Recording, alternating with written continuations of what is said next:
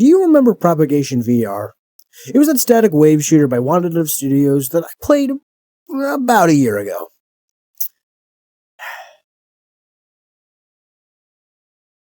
It's okay. You could say you didn't. I had a blast playing it and hated every second there was a spider on screen. Nope. Nope. Nope. I did.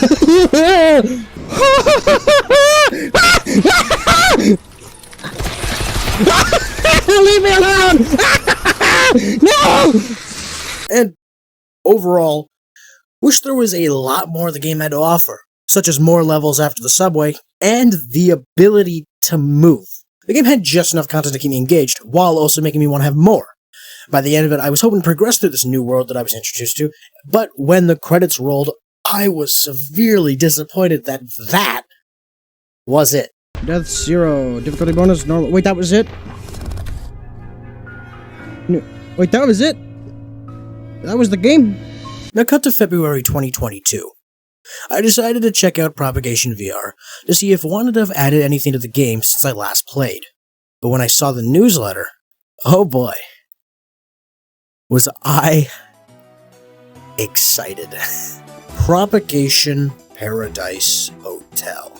A series sequel that brought the addition of movement, story, and even more horror. I must explore the rest of this area. Oh, jeez!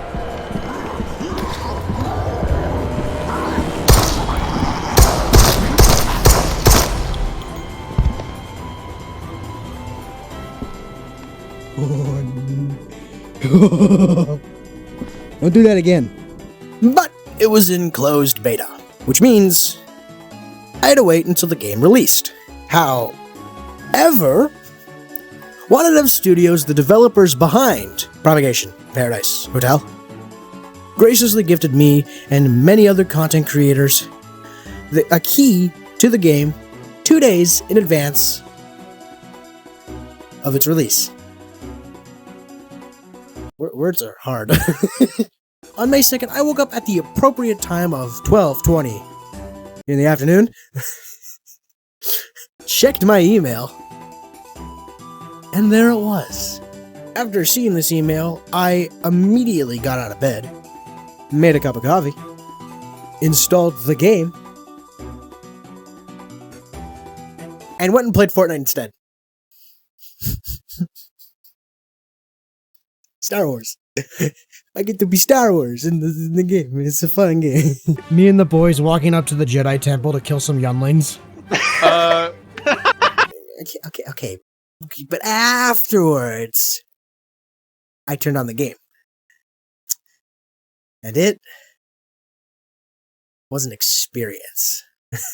So without further ado and intros aside, today we're going to be talking about my thoughts and personal experience in Propagation Paradise Hotel, the Oculus Rift exclusive that many are calling the best VR horror game of 2023. You see, I've always enjoyed zombie games and the zombie genre. In fact, this very clip right here was my first introduction to the genre as a whole. I was stumbling upon YouTube at a very young age and found this very clip. Should I have been watching it at the time? No. Did it terrify the younger me? Absolutely. Especially the scene that happens in just a few more seconds, right about here. The guy goes to fight the zombie, and the zombie munches his entire skull off.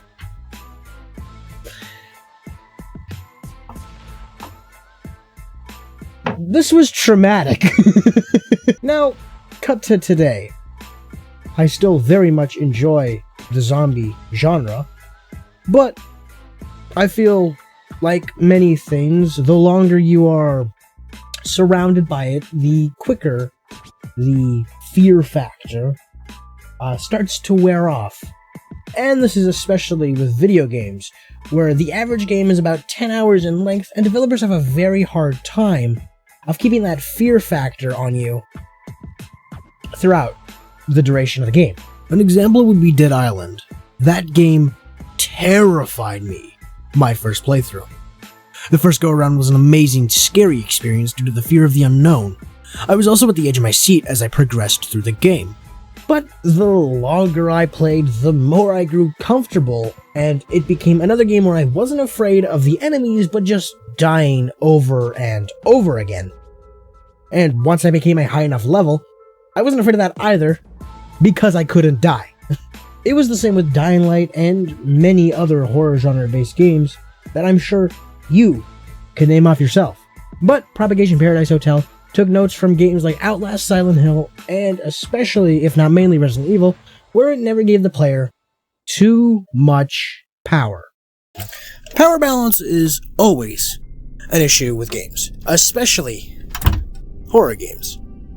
You don't want to give the player too much power where they're a living god and the game isn't fun or challenging, but you also want to strip too much power from the player where the game is too hard and unfun. Many games resort to an upgrade system where the power balance is given to the player as a function of the game. They can choose how powerful they want to be, or they can forego it.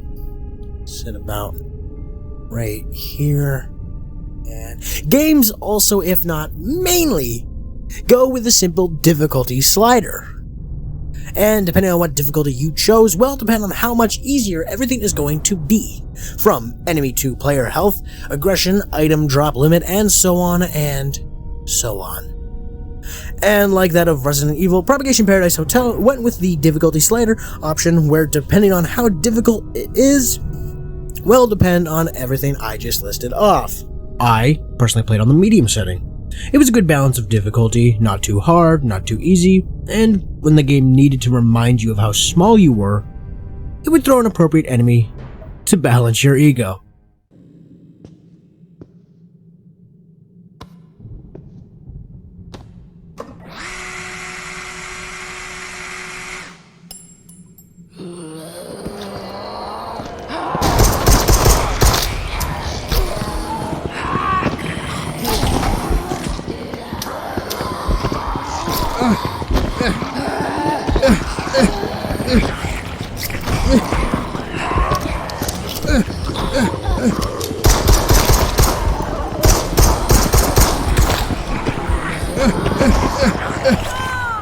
Okay, cool. First death. Fun. The game itself even knows that medium is an appropriate setting for the average gamer, because in its own words, it refers to the difficulty as the classic propagation experience. But it's not just difficulty that can make a game great. It also has to rely on how it introduces you to the setting, how it immerses you, whoa, and the general tone that the game wants to convey. Once again, I bring up Dead Island. The introduction is one of my favorites in horror games, and, well, you know what? Just let past me tell you. Yeah. You know what's funny? So, this reminds me so much of, like, the introduction to Dead Island. Like, if any game made a really good introduction, like, to, like, a horror vibe, it was that. The concept of the concept of the unknown when it came to zombies, and just like, hey buddy. Yeah, the concept of the unknown as to what you were getting yourself into, and just being stuck in this hotel full of what you know is just a ton of zombies is terrifying to think about. It's one of the most, like, trapping experiences. And the moment you get out of that, you're like, oh, I'm free to go. I'm free to run around. Whatever. Like this is just something. Thank you, past me. Basically, the tone that Deep Silver and Techland introduced to us through advertisement and starting the player off in the heart of the hotel really flourished your fight or flight response. You can't fight back, or at least well. You're stuck walking around crowded hallways, and not knowing when your first zombie encounter will be really elevates how scary the entire scenario is. And when you finally meet the room that could be your end and have to run down what feels like the longest hallway in existence, just like the trailer to escape the zombies crawling down your neck. It feels amazing. From your first 10 minutes of opening the game, they've set the tone of what you expect. You've been immersed so much so that you don't want to die. And from the opening animation introducing you to the main characters you will be playing, and the shot of you staring down the balcony at the start of the game, you now know where the game is being set. After those first 10 minutes, however, it becomes a challenge for the rest of the game to keep up with that tone and immersion, either through introducing new areas, enemies, or balancing your power to helplessness ratio. And I feel Paradise Hotel kept those boxes checked relatively well. After the first hour of the game, the setting had, well, set in. I'm in a hotel. Whatever. Now the game had to rely on introducing me to newer enemies and new scenarios to put me in. Because, well, unless it chose to focus its time on cheap jump scares.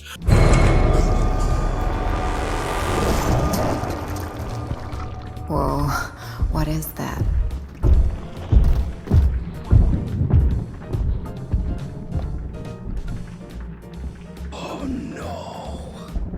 The generic zombies were starting to lose their scare factor. Herbs and spices, herbs and spices. The Colonel would be proud.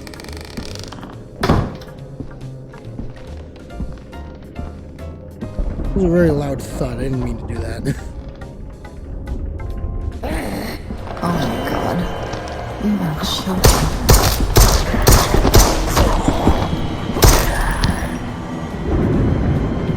Johnson, cool.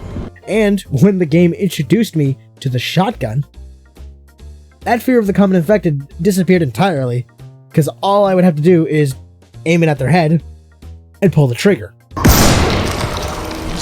that's effective. But even then, had the game continued to keep reintroducing me to what I'll call the vent zombie, I probably would have lost fear in them as well.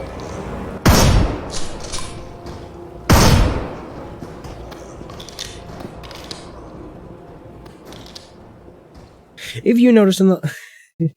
Stupid. If you noticed in the last section of the video while discussing Dead Island, I used footage from Paradise Hotel for a lot of those moments. And that's because this game follows a lot of the same beats. Not only through setting being left alone in a cramped hotel, filled with man-eating zombies waiting to tear open your flesh, never knowing when you'll find your next safe room just to take a breather, getting chased through the halls of what once was a calm vacation spot, getting more and more anxious at the creatures behind you, never looking back to avoid knowing how close they are, only to eventually find your escape from them, or at least break point, before having to meet with them face to face once again. You see, Retreaded Ground is never a bad thing. In fact, there is only so much originality before what's new eventually gets compared to that of old, like I have been doing with Dead Island and Paradise Hotel. What matters is how the creator works the mold to fit their own imagination, while also not blatantly stealing from those who they got inspiration from. And I feel Wanadev did spectacularly in that front. They took bits of other games they know and created something new. Nothing in Paradise Hotel feels stolen, just inspired. You can make claim for what games they took inspiration from, like I have, but that might not necessarily be true, as they've worked those mechanics to fit their game really well. Plus, an even bigger factor, a lot of the mechanics in Paradise Hotel have just become a staple in horror games. So much so, you could argue everyone is stealing from everyone. And the games they might have took ideas from might not be the same as the games that you were originally thinking of. However, there is one thing they couldn't blatantly steal without anyone noticing. And that's the story. I'm going to keep this very brief as per normal, as I want to let you all experience the game's story for yourself, and as always, you can skip this part if you would like. So, story. If we were to cut the fat out, your goal is to get to your sister you heard on the radio on the 7th floor and escape to an evac point on the roof of the hotel. Hijinks ensues, classic puzzles and searches to help you keep engaged, and that's about it. The story is pretty straightforward without getting too deep into it. It's nothing like Spec Ops The Line or Outlast, and unless you were looking for a game to have a story similar to Dead Rising 3, introducing layers of plot, character development, and attachment to those you meet along the way, I'm sorry to say, but you won't really get that here. Again, the plot is led by the goal of reaching your sister. You will meet friends along the way, but if you're like me and expect death to come at them as quickly as you met them, then you might not get attached. And any other lore you come across will either come from your character's mouth or random notes you find along the hotel. Oh, hi, welcome back. So, is Spoiler Boy done spuging? Yeah, okay, I was catching up on my, my shadow lore. Yeah. Anyway, I've spent a lot of time talking mechanics, tone, and story, but all this fails if the controls are infuriating to play with. And this game has great controls. Who would have guessed? You see, I say great, but really you could argue the controls we were given are expected in 2023. After all, since 2016 brought the world Arizona Sunshine, and VR chat finally became recognized around the same time, we as players have certain expectations when it comes to how VR games developers map their controls. To compare, outside of VR, no matter how wacky developers make their controllers look, we expect some rendition of the SNES controller. Go ahead. Argue with me. But if you pulled up a SNES controller right now, and then pulled up a PlayStation controller, or an Xbox controller, you can see how the SNES controller fits in those molds. And that's because the SNES controller was very revolutionary and comfortable. We expected everyone else to follow suit, and so did a lot of the developers when it came to talking to the manufacturers. And that mindset is no different with how developers map out the buttons in their games, and how VR developers map out the buttons for both comfortability while playing the game, while also making it feel realistic and responsive. Anyway, back to Propagation. The game follows that of Arizona Sunshine, where the grips are used for grabbing things, and the triggers are used for shooting. Thumbsticks are used for mobility, and in the settings you can choose to either have the camera move with your controllers, or where your head looks. I personally chose the head because it feels more natural for me, and I don't really like having to move with the controllers around like a dog on a leash to lead my body. You press X to open your inventory, B to crouch. However, you could just crouch down if you're standing up to move through the separate menus in your inventory, or to continue reading notes, or even save. You have to physically move your pointer finger in-game to interact with them. It's a level of detail I enjoyed because it made me more immersed, but I can totally understand if you would prefer the laser pointer for those things.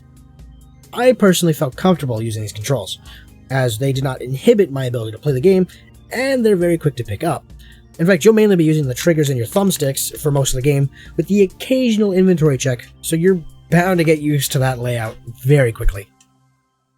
Propagation VR was an amazing experience the first time I played, and Paradise Hotel is no different. I completed the game in a full 3 hours, similarly to Arizona Sunshine, and I enjoyed my time through its entirety. There wasn't a moment where I was hoping for the game to end quicker, and by the time I got to the finale, I was wanting more immediately. This is a threat. Would I recommend this game? Yes. If you're looking for more single-player, story-driven VR games like I always am, then Propagation Paradise Hotel is something you should put in your cart. Would I say there's replayability? Kinda. If you come to play for the story and that's it, then this is going to be a one-and-done experience for you, my friend. If you are like me and enjoy finding secrets, Easter eggs, and testing your skills by boosting the difficulty up, then 100% there is replayability for you. Would I say this game is terrifying? Sure. The game is a heart-racing screamfest. Quote that, journalists. And the only thing that was keeping me going was my brain on Let's Player mode, if you know what that is, and the many things I do to keep myself calm. Oh, jeez! Go, go, go, go, go, go, go, go, go! Oh, boy! If you, my friend... I knew it! You stupid. Yeah.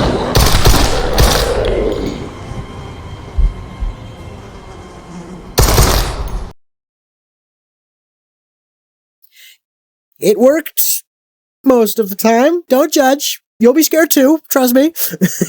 Anyway, that is about all I have to say for now.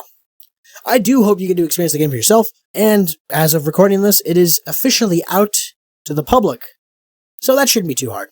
I want to once again thank Wanadev Studios for offering me a chance to play the game early. You didn't have to. But the fact that you went ahead and gifted me the key, especially for how small of a creator I am, it means a lot. If you would like to see more of me do all the things you know how to do that all the YouTubers have been telling you to do since like 2013,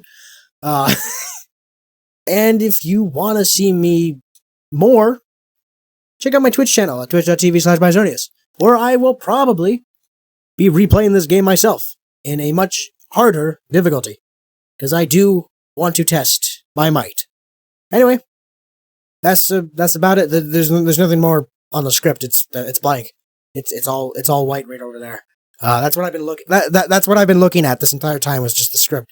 It's empty now. So I guess that's about it. I got nothing else to say. I could keep rambling, but that defeats your that takes away your time, and that's not fun. So I guess I'll end it here. If you did like this video, you know what to do. And if you want to see more from me on your homepage, click the big red button. Sorry. Stupid. Did you know that only like 3% of you are subscribed? What the fuck, guys? Come on. Aren't I entertaining enough for you to subscribe?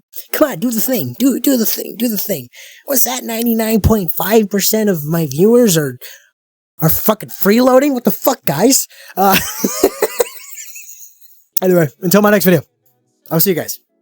Bye. Ow! See you guys. Peace. Okay, anyway.